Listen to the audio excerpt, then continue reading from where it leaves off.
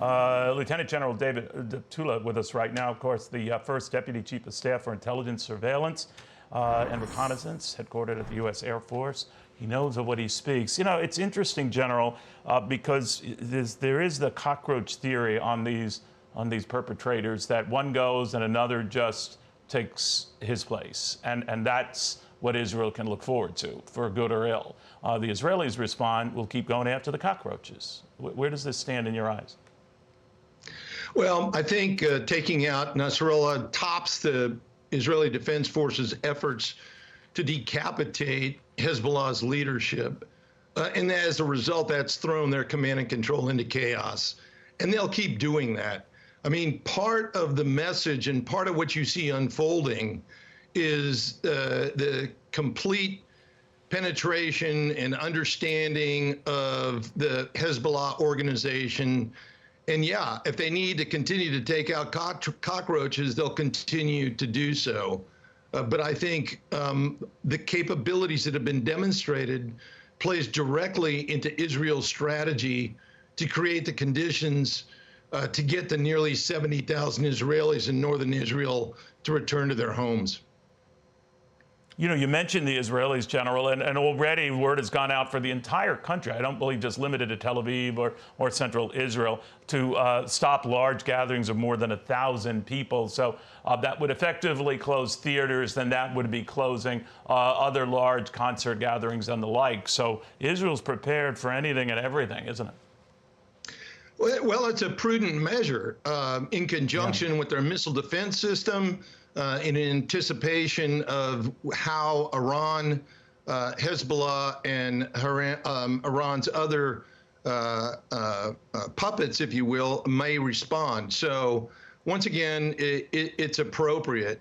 Now, with respect to concerns about possible escalation, Neil, I wanted to offer that, you know, one of the things that people aren't talking about is the Iranian leadership's now on notice of what might happen to them.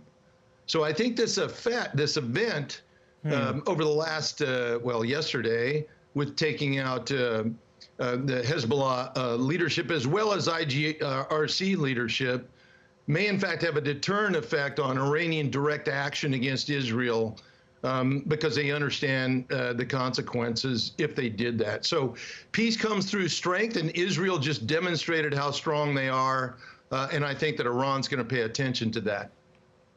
You know, it's interesting, General, you mentioned how Israel is handling this, apparently on its own, not running any of this by the United States or the White House, more to the point. Now, that might not really be the case, but we already know Defense Secretary Austin has stressed that the U.S. is determined to prevent Iran and Iranian-backed partners and proxies from exploiting this situation or expanding the conflict. But he emphasized yesterday as well that we were not part of the planning, or even, he didn't say it in so many words, had a heads up on these attacks on Israel's part. What did you make of that? Well, I think, quite frankly, it's basic military operational prudence. Clearly, any kind of a leak could eliminate or prevent what the Israeli Defense Forces were able to do yesterday.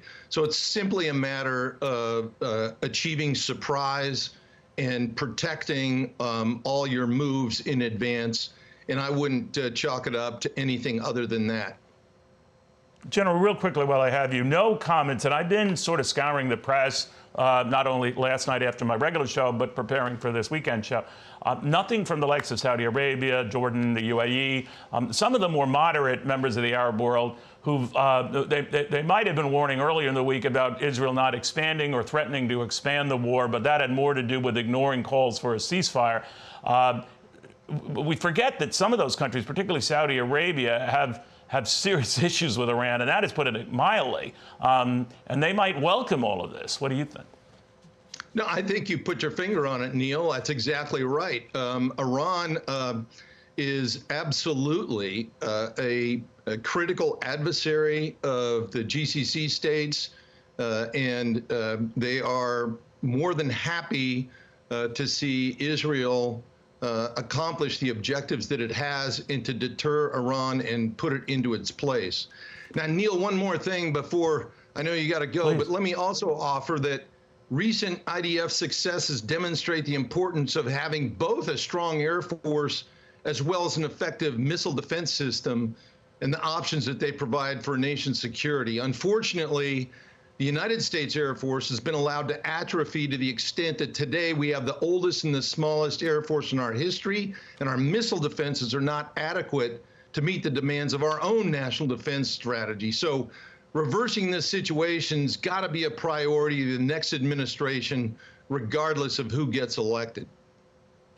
General, wise words all. I know you get tired of hearing this, General, but not only thank you for joining us, but thank you for your incredible service to this country. You're very modest about that. If it were me, I'd be crowing about it all the time. But thank you again. Very good seeing you.